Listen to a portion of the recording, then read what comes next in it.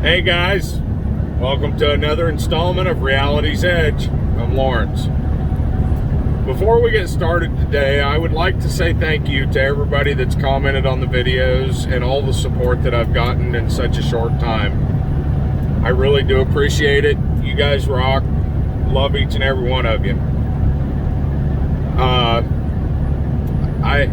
I can only ask and hope that you will continue to support me as we try to grow and come up with some more topics. I've been getting some great feedback as far as topics to talk about. So, keep it up, guys. The words of encouragement that I've gotten, and you guys don't know how much it means to me. So today, I thought it'd be a good time to talk about genies. Now, everybody knows about I Dream of Genie with Barbara Eden and Larry Hagman. And everybody hopefully everybody knows about it. I could just be dating myself right now. And hopefully everybody knows about Aladdin. The Disney story, the young man that goes on a quest, comes across the magic lamp with a genie inside, grants him 3 wishes, all that. Well, have I got something for y'all? The mythology behind that is a lot darker, or can be in certain cases. The story of the genie comes from the Arabic Jinn. Now, the Jinn were a race of beings created by God according to Islamic belief, and they're actually pre-Islamic. So even before Muhammad, the idea of the Jinn has been around, and they kind of have a Mesopotamian and Middle Eastern origin to them. Now, the mythology was that Allah, or God, created the Jinn from a smokeless fire. And there were different types of jinn that were created. Now, the neat thing is they were given free will. They were created not believing in anything, and they had the option to choose to believe in God or to follow the ways of God or to do whatever. And the jinn are a magical creature. Now, some of them did choose to follow God, and they're typically, the ones that are not feared. But the ones that did not choose to follow Islam or follow God, they were the ones that are in history or in mythology are responsible for a lot of the bad stuff, a lot of the temptation and evil of mankind. I spoke of different types of jinn. Now, there are some that can appear as different animals. They can shapeshift, some snakes, some dogs.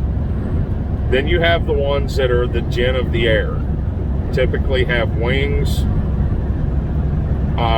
Pretty nasty creatures from the way I've from the research that I've done and the way I understand. And then you have some that are typically more man-like, more human appearance.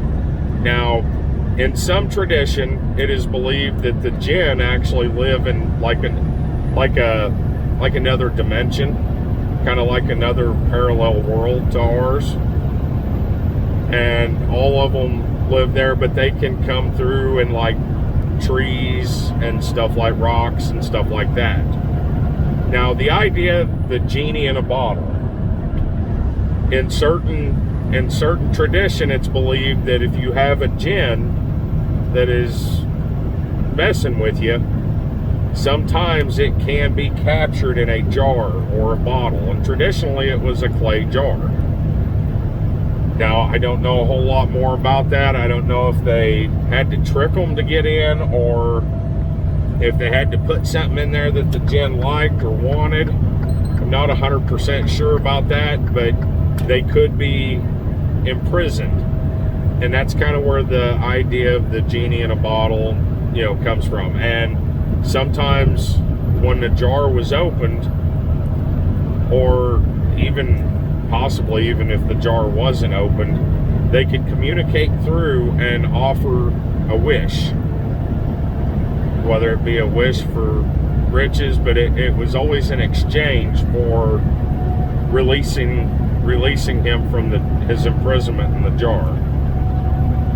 I think typically if the jar's opened before there's any kind of deal made, it's kind of like a deal with a demon or a deal with the devil. I think typically if the jar's opened before any kind of deal is struck, you probably have a lot of bad stuff go down.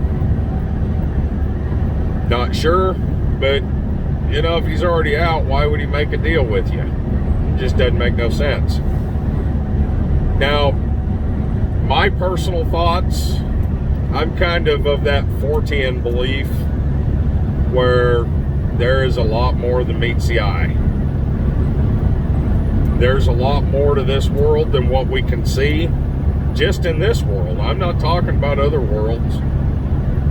There are all manner of monsters and creatures and beings, some of them known as the Ancient Ones. And I think, me personally, I think the Jinn would be what I would consider maybe one of the ancient races.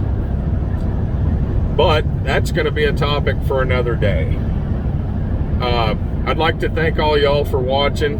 Thank everybody. I thank every one of you guys for your support. I cannot say that enough. Thank you, thank you, thank you. If you like today's video, hit the thumbs up. Leave me some comments. Tell me what you think. Is it just a story to scare kids? Story to control people? I don't know. What is it? My personal thoughts, I think there's something to it. Anything that you guys would like to hear for a thought of the day, or even in the upcoming live streams, we're getting closer. I think we have topic for our first live stream, and we'll just go from there. If you're new to the channel, hit the subscribe button. Share this with your friends, share this with family, or anybody else that might be interested in some of these topics. We're just here to have some fun, get away from the daily grind, if only for a few minutes out of the day. I'm going to continue to try to put out I will put out at least 5 videos a week. I'm going to probably continue to put out 7 if I can every week, 1 every day. Now, once we start the live streams, probably won't do a thought of the day on the live streams. We'll just mix it in with the live streams. But that is coming. I know you've heard me talk about it. It is coming, I promise. Just a little more setup to do, and we'll just go from there. Like I said, share this video, subscribe, hit the bell icon. You'll get notified of new videos. Guys, love yourselves. Love each other. Peace out.